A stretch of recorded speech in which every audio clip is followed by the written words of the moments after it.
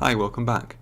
In this video I'm going to be building Revell's 1/24th scale Jordan EJ10 F1 car. The EJ10 competed in Formula 1 in the year 2000 and it was driven by Heinz-Harald, Frentzen and Jarno Trulli. Now the car wasn't as successful as Jordan's previous car and it only finished 15 times out of 34 starts during 2000. Like a lot of Jordan F1 cars though, it's got a very striking livery, and in this case it's got the bright yellow with the Buzzin Hornets nose art.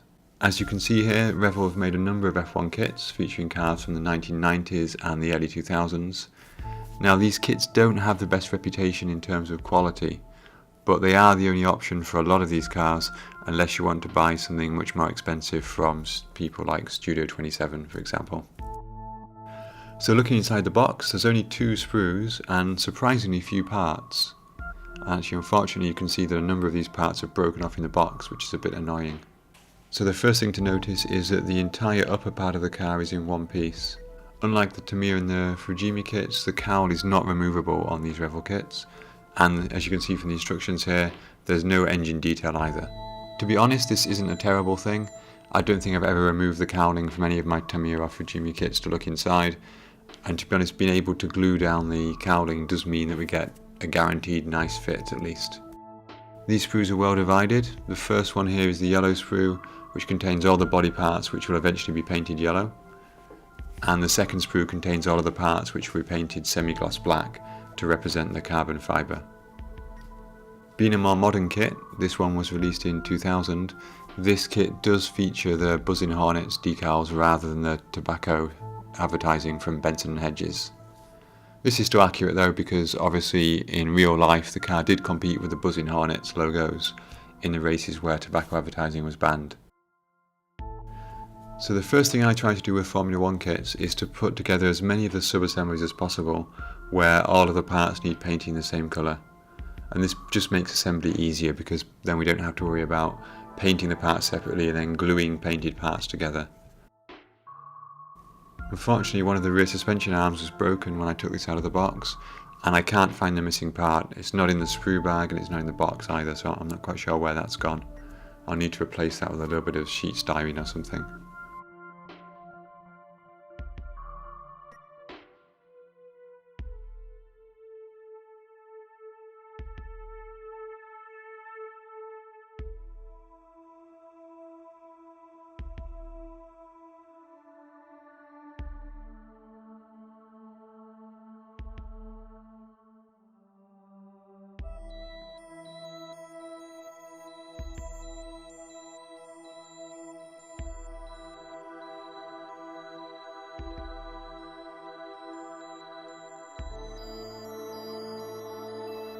So this is the top section of the car, and I've given it some initial primer, and you can see there's still quite a few edges that need to be cleaned up, and then there will need to be another coat of primer over the top as well.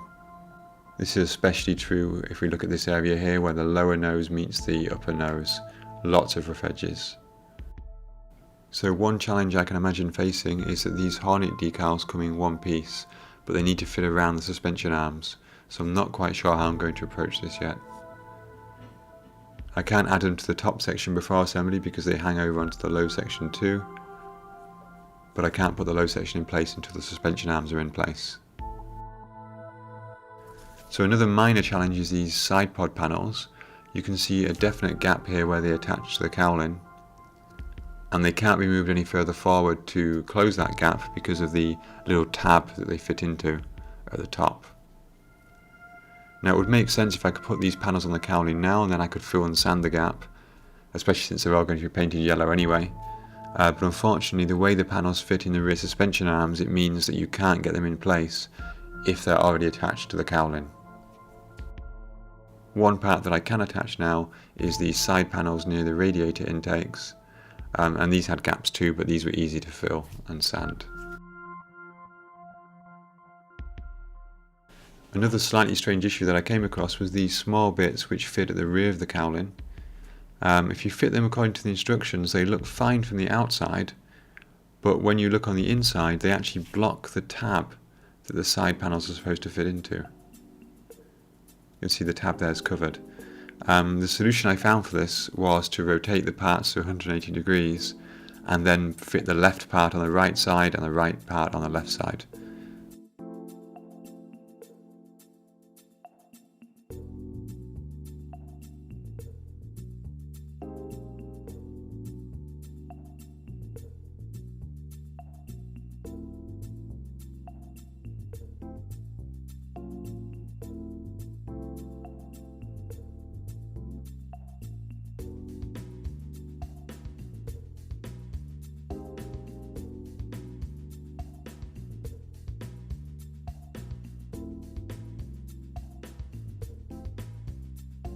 I decided not to make seatbelts for this kit, but just to use the kit decals instead.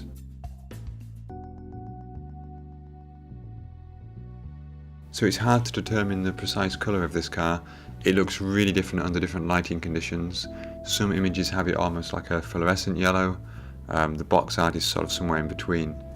In the end I decided to go for a light coat of Tamiya X8, which is lemon yellow, which I think is close enough. Although actually once I put the clear coat on later it came out a little bit darker.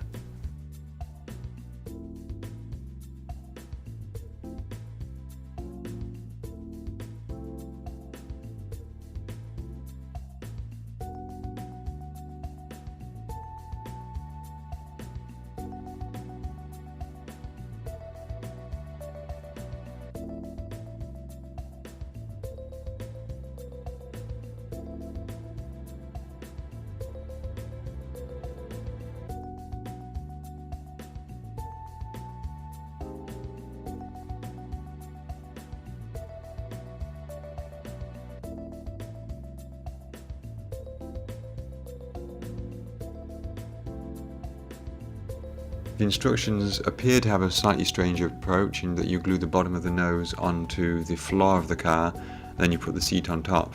But actually that turns out to be the best approach because there's some really nice guiding pins in here and it just makes sure everything fits in the right place.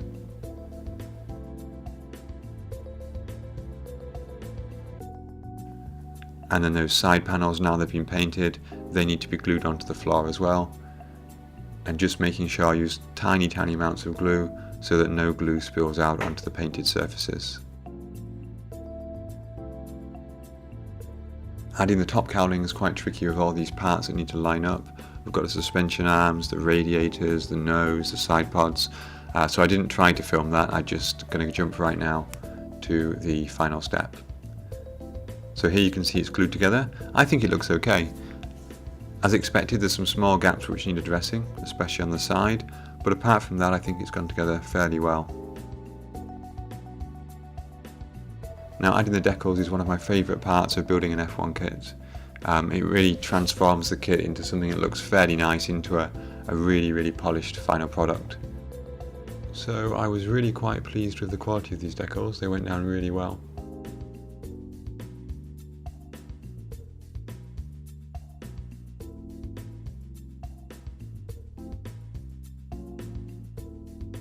And even ones like this where they go over holes for the exhaust, for example, they have a nice cut-out section in them, so there's no need to conform to really complex shapes, which was a nice little touch.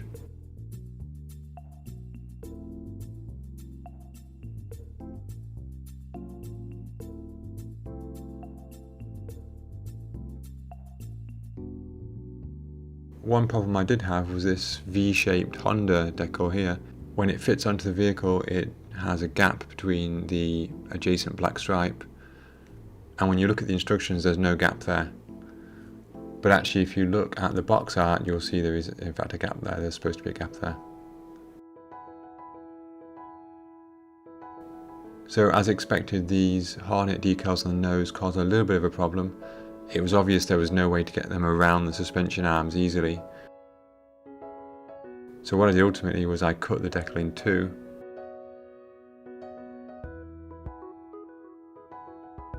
And then I made a short vertical slit just to make sure the suspension arm could get into that little hole there. And that seemed to work quite well, they went down well and there's no obvious gaps in the decal once they're applied.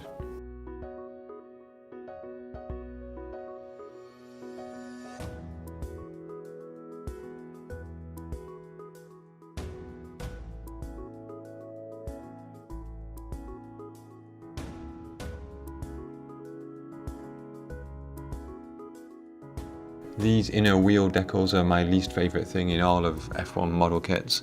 I can never get them to actually go into a circle shape. They always end up like some kind of squished oval, and in fact in this case I just gave up on them and threw them away because they were such a pain. The tyre transfers are regular waterslide decals. They look okay. You can see actually on the front wheels that the radius of the decal doesn't quite match the radius of the tyres, which is a bit annoying. All of the decals are the same, but the front tyres are slightly smaller, so that's why that's happened. Okay, and here is the completed model.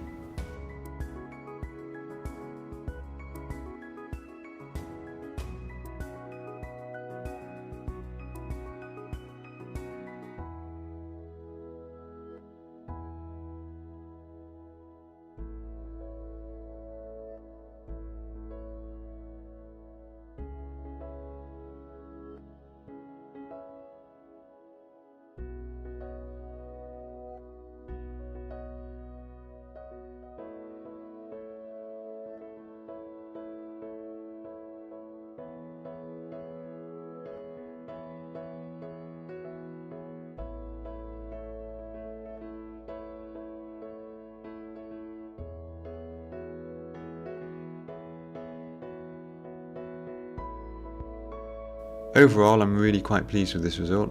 The Revell kit isn't up to the standard of Tamiya or Fujimi, as you might expect, but a small number of parts makes for a nice easy build. It isn't a supercharging kit, provided you read ahead of the instructions. And of course, these kits are the only reasonably priced options if you want a model of these particular cars. So here are some images of the other F1 kits which Revell have produced.